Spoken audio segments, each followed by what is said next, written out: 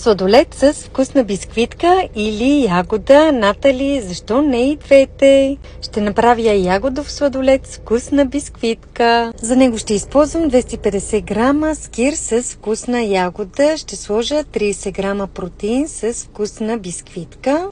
Хубаво разбърквам тези съставки, но ще си помогна и с пасатор, за да бъде по-гладка сместа. Обичам в сладоледа да се усещат плодчетата, затова ягодката ще я нарежа на малки парченца и ще я добавя към останалата смес. Отново разбърквам всички продукти и към сладоледа ще добавя и малко парченца шоколад. Знаете, че обичам моя сладолед да бъде богат на различни вкусове. Разбърквам отново и отгоре ще оставя още няколко парченца ягодка. Оставих в хладилника за няколко часа и ето го моя ягодов сладолед с вкусна бисквитка. Стана наистина невероятно.